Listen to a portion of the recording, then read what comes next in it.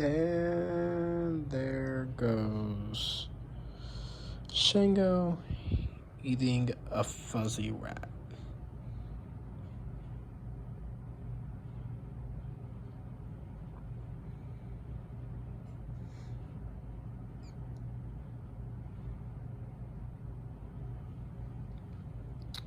Quite tame snake. As you can see, the rat has currently defecated itself. This is terrible.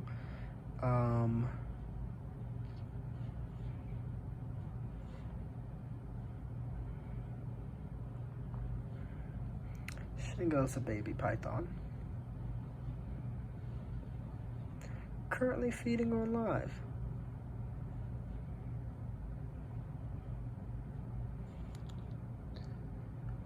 Let's see. What am I even also feeding on live?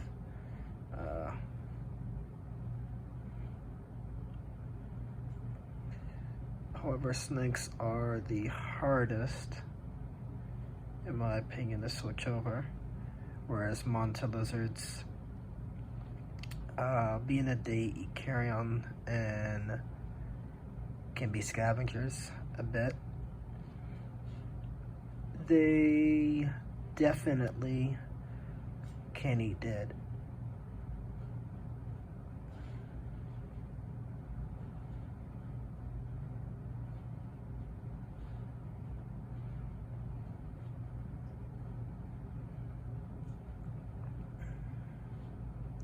Now, the thing I'm practicing is taking out Shango when it's time to feed and allowing him to basically eat, frankly, outside of his cage. Purpose being, I don't want his cage associated with food, so that it reduces the chances of me being bit. Currently staying over there, as you can see. I want Shango, frankly, to always associate when it leaves the cage. Basically, it most likely will be getting food.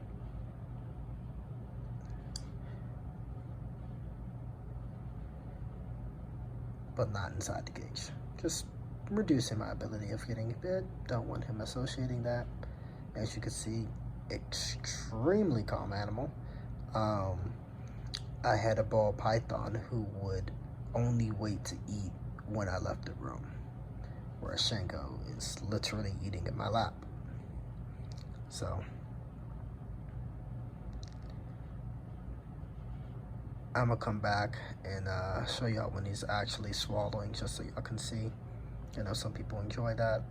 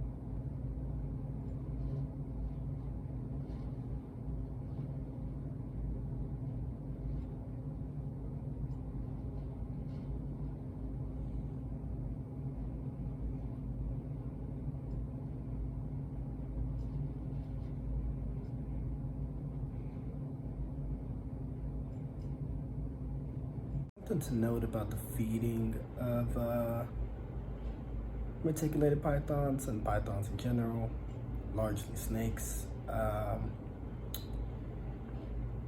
You gotta assess that how much you should be feeding them, how often, because retics are one of the largest snakes on the planet, and generally speaking, people may overfeed them, or actually there's wildness where people will underfeed them. They'll feed them on a set diet of 1 meal every 7 days, and when it hits this age, 2 meals, X, Y, and Z, and that's largely false. You shouldn't really be following those weird protocols like that. Generally, I particularly wait until after feeding to see, one, if it's suggested food and made a bowel movement, and then two, generally your reticulated python will become more active after eating. For Shango, he pretty much after eating will start becoming more active when he's hungry again. So I see him like moving around the tank, and they're very inquisitive animals, and in general aspects of them. However, they start pushing up against the tanks. They start moving a bit more. They want to escape more. After Shango eats, actually wants to go back to his home. So this is what I'm about to put him back now.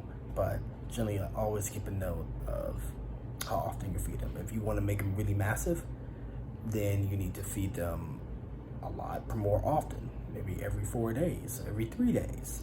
But if you want them to grow at a general pace, once a week is fine. Just make sure it's an appropriately sized item.